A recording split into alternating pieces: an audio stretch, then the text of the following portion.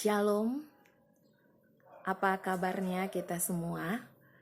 Mengucap syukur kepada Tuhan kalau kita masih boleh punya kesempatan untuk terhubung satu dengan yang lain. Kita masih boleh untuk membaca dan merenungkan firman-Nya bersama-sama. Sekalipun mungkin bukan di tempat seperti biasa ya, di ruang kelas atau di rumah untuk ibadah PPA. Tema renungan firman Tuhan kita saat ini adalah bukan aku tapi Dia. Mengajak kita kembali merenungkan makna dari kematian dan kebangkitan Kristus bagi kita. Sebagaimana dalam kalender gerejawi, kita baru saja merayakan Jumat Agung dan Paskah. Satu ayat firman Tuhan akan kita baca dari 2 Korintus pasal 5 ayat 15. Sebelumnya mari kita berdoa. Ya Tuhan, biarlah kiranya Engkau hadir di tengah-tengah kami. Roh-Mu yang kudus menuntun kami ya Tuhan, menerangi hati dan pikiran kami untuk merenungkan kebenaran firman-Mu. Di dalam nama Tuhan Yesus. Amin. 2 Korintus pasal 5 ayat 15. Dan Kristus telah mati untuk semua orang, supaya mereka yang hidup tidak lagi hidup untuk dirinya sendiri, tetapi untuk Dia yang telah mati dan telah dibangkitkan untuk mereka. Saudara-saudara, kematian dan kebangkitan Kristus di dalam ayat yang kita baca ini jelas memberikan kepada kita satu tujuan hidup yang baru. Supaya kita tidak lagi hidup bagi diri kita sendiri, tetapi hidup untuk Dia yang telah mati dan telah dibangkitkan untuk mereka, untuk kita. Suatu penggambaran yang sangat penting disampaikan oleh Rasul Paulus. Kristus menyelamatkan kita dari dosa kita. Iya, di bagian ini Rasul Paulus menuliskan bahwa Kristus menyelamatkan kita dari diri kita sendiri. Karena keselamatan yang diberikan di dalam Kristus, tujuannya supaya kita tidak lagi hidup untuk diri kita sendiri. Saudara-saudara yang kekasih di dalam Tuhan, ini menunjukkan bahwa kehidupan tanpa dikendalikan oleh Allah, kehidupan tanpa diserahkan kepada Allah, adalah kehidupan yang sia-sia, adalah kehidupan yang tidak bisa kita nikmati makna kehidupan yang sesungguhnya. Bahkan kehidupan yang berujung kepada kebinasaan. Karena untuk itulah Kristus datang. Menyelamatkan kita. Menyelamatkan kita dari diri kita sendiri. Itu yang dituliskan oleh Rasul Paulus di dalam ayat yang kita baca tadi. Ini membuat kita memahami suatu penggambaran dari manusia yang berdosa. Manusia yang dikendalikan oleh keinginan-keinginan, dikendalikan oleh dirinya, oleh tujuan-tujuan hidupnya sendiri. Dan untuk itulah Kristus datang, memulihkannya, mengembalikannya kepada rancangan Allah. Saudara-saudara, di dalam masa pandemi COVID-19 ini, ada gerakan masker untuk semua, Mask for All. Saya terkesan dengan himbauannya yang mengatakan, You protect me, I protect you. Saya sendiri mengalami perubahan pola pikir ya. Saya berpikir masker itu untuk melindungi diri saya sendiri. Tapi di bagian kalimat itu sangat jelas berkata bahwa jika kita menggunakan masker, maka kita dapat melindungi diri sendiri dan orang lain. Ketika semua orang berpikir saya mau melindungi orang lain, saya memakai masker maka saya akan terlindungi. Saya merenungkan betapa naturalnya ya bagi kita untuk memikirkan diri kita sendiri. Betapa naturalnya bagi kita untuk mementingkan diri kita sendiri. Saudara-saudara, Paulus sendiri ya memiliki pengalaman bagaimana Allah menyelamatkan dia dari dirinya sendiri. Sehingga secara konsisten di dalam surat-suratnya dia menuliskan ya. Kalau dalam Galatia pasal 2 ayat 20 dia berkata, Aku hidup, tapi bukan aku lagi sendiri yang hidup, melainkan Kristus yang hidup di dalam aku. Ini mengingatkan saya akan Bible ke-11 Fakultas Teknik yang menuntun saya untuk mengenal Kristus sebagai Tuhan dan Juru Selamat secara pribadi. Temanya hidupku bukannya aku lagi. Ada lagu tema yang sangat indah diciptakan ya oleh Kak Eton Lengkei. Terima kasih untuk Pandra, Panlak, seksi acara yang memperkenalkan kami lagu yang sangat indah itu. Di dalam Filipi pasal 4 ayat 7, dia juga berkata, tetapi apa yang dahulu merupakan keuntungan bagiku, sekarang kuanggap rugi karena Kristus. Saudara-saudara, kisah Alkitab dari Perjanjian Lama sampai Perjanjian Baru menggambarkan bagaimana Allah menjumpai pribadi-pribadi, dipanggilnya mereka, ditempatkannya mereka di dalam rencananya. Kita melihat bagaimana Abraham dipanggil keluar di tengah kaum keluarganya di Ur Kasdim. Berarti Abraham juga dipanggil keluar dari rencana-rencana pribadinya. Kita melihat Musa yang kemudian melarikan diri dari Mesir, seorang pelarian yang tinggal di tanah Midian, yang sehari-hari menggembalakan ternak mertuanya, dipanggil oleh Allah menjadi pemimpin umatnya. Yosua dipanggil, disiapkan oleh Allah untuk menggantikan pemimpin besar seperti Musa, memimpin umat Israel masuk ke tanah perjanjian. Saudara-saudara, mereka ini dijumpai oleh Allah, dibawa masuk di dalam rencananya yang tidak terpikirkan oleh mereka. Saudara-saudara, Rasul Paulus sendiri ditangkap dari semangatnya yang berapi-api. Dia adalah seorang calon pemimpin ya bagi orang-orang Yahudi, seorang muda yang terpelajar dari hukum Taurat. Dia berapi-api dalam ambisinya menyelamatkan, dalam ambisinya membinasakan ya, membinasakan orang-orang yang percaya kepada Kristus. Tapi kemudian Allah memanggilnya untuk justru memberitakan keselamatan di dalam Kristus. Saudara-saudara yang kekasih dalam Tuhan, bagaimana dengan kita? Kita diselamatkan di dalam Kristus supaya kita hidup dalam tujuan kehidupan yang baru, supaya kita masuk kepada rencana dan rancangan Allah di dalam kehidupan kita. Berarti ini tidak bisa kita berpikir bahwa fix masuk surga. Sudah fix kita masuk surga dan sudah ada tiket untuk ke surga. Saudara-saudara yang kekasih di dalam Tuhan, benar bahwa pemberitaan Injil itu untuk mengosongkan neraka dan memenuhi surga.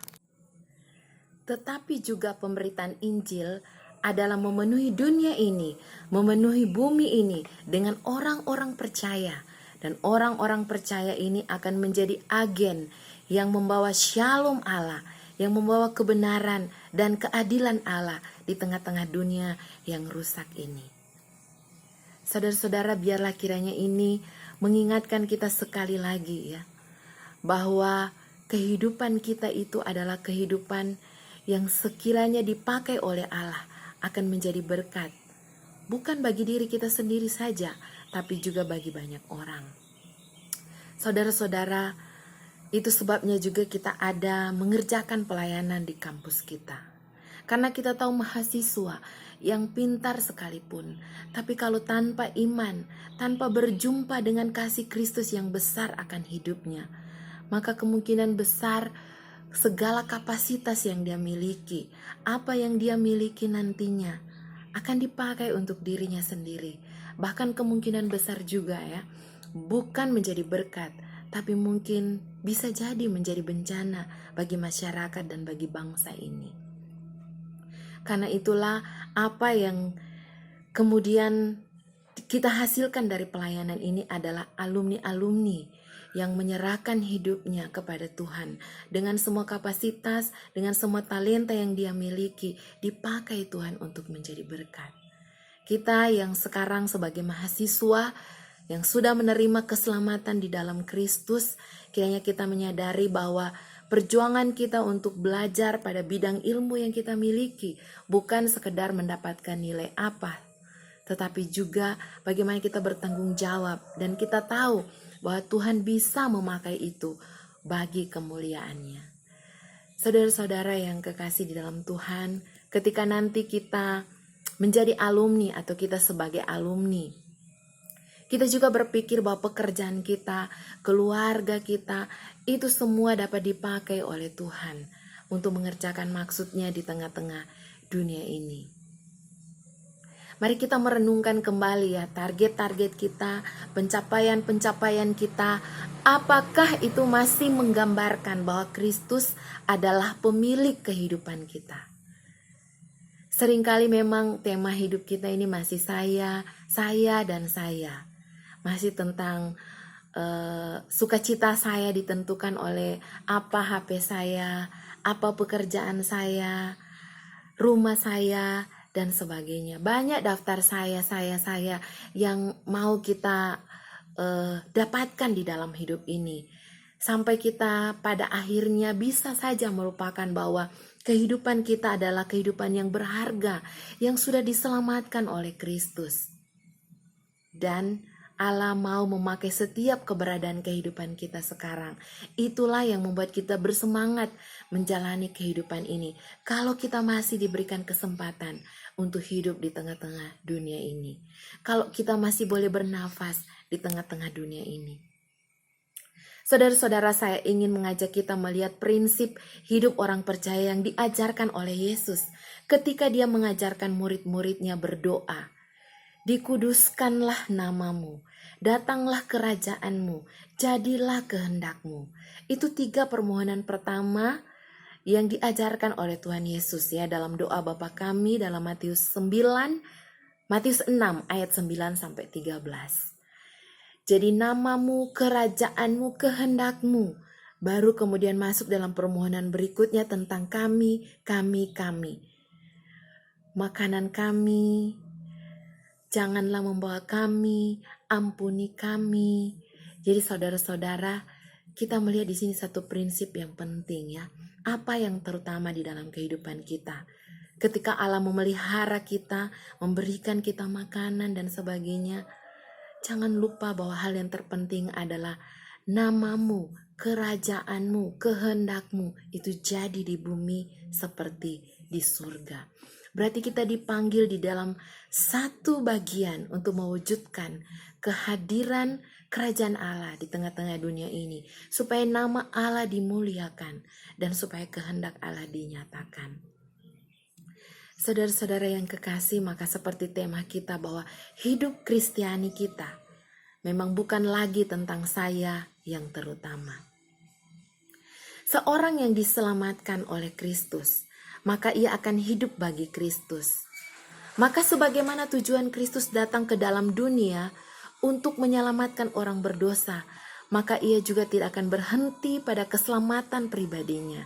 Dia juga akan memikirkan keselamatan begitu banyak orang di tengah-tengah dunia ini. Seperti yang kita lihat kepada Rasul Paulus, berita Injil itu begitu menguasai dirinya, keselamatan tentang Kristus bagi semua orang. Kepada jemaat Korintus, dia berkata bahwa kami ini adalah utusan-utusan Kristus. Dan dia berkata, berilah dirimu didamaikan dengan Allah. Itu di dalam ayat 20 di pasal yang kita baca tadi. Rasul Paulus terlibat aktif di dalam misi pendamaian. Manusia yang berdosa di satu pihak dengan Allah yang kudus dan mulia. Saudara-saudara, saya diberkati dengan kesaksian dari Kapten Pilot Ricoseta Malvela yang selamat dari bencana likuifaksi di Palu, menerbangkan pesawatnya di detik-detik terakhir sebelum gempa, dan juga dia selamat dari COVID-19. Jadi dia positif menderita COVID-19. Dia berkata bahwa kemurahan Tuhan besar di dalam hidupnya dan dia tidak mau menyia-nyiakan kehidupannya itu. Dia bercerita bagaimana doanya itu diubahkan, tidak lagi berdoa untuk kesembuhan dirinya sendiri. Dia berkata bahwa dalam kondisi tubuh yang drop dan menderita, dia mendapatkan damai sejahtera di dalam Tuhan. Dan dia sampai di titik bahwa Tuhan mengizinkan dia sakit supaya dia masuk dalam ruang perawatan COVID-19, berjumpa dengan pasien-pasien, berjumpa dengan tenaga medis, berjumpa dengan cleaning service, petugas-petugas rumah sakit lainnya. Suatu kesempatan yang mungkin sulit ya didapatkan oleh kita yang mungkin belum menderita COVID-19 ini. Jadi dia berada di ruangan itu supaya dia bisa memberitakan Injil. Saudara-saudara dapat melihatnya nanti ya di YouTube. Demikianlah kita merenungkan ya. Kiranya kematian dan kebangkitan Kristus itu menolong kita untuk menyadari bahwa kehidupan kita adalah kehidupan yang sudah diselamatkan dari diri kita sendiri. Karena tanpa Tuhan di dalam hidup kita, maka kita akan menjalani kehidupan yang sia-sia. Karena itu hidup baru kita di dalam Kristus harus kita jalani dengan memikirkan apa kehendak Tuhan bagi saya, apa rencana Tuhan di dalam kehidupan saya. Kiranya Tuhan menuntun kita untuk peka terhadap rencananya. Kehidupan kita sesungguhnya bukan apa yang kita miliki, siapa yang kita miliki, tetapi siapa pemilik hidup kita. Siapa pemilik kehidupan kita. Sehingga kita selalu punya alasan untuk menjalani kehidupan ini, apapun situasi dan keadaannya. Seperti lirik lagu yang juga memberkati saya ya dari Casting Crowns. Not because of who I am, but because of what you have done. Not because of what I have done, but because of who you are. Kiranya firman-Nya meneguhkan kita. Mari kita berdoa. Tuhan Yesus, terima kasih Engkau mengingatkan kami. Apa yang menjadi tujuan kehidupan kami ketika kami diselamatkan. Bahwa kiranya kami hidup untuk memikirkan apa kehendak Allah, apa rancangan Allah di dalam kehidupan kami. Tolonglah kami Tuhan, supaya kami tidak lagi hidup bagi diri kami sendiri. Terpujilah nama-Mu Bapa, di dalam nama Tuhan Yesus kami berdoa. Amin.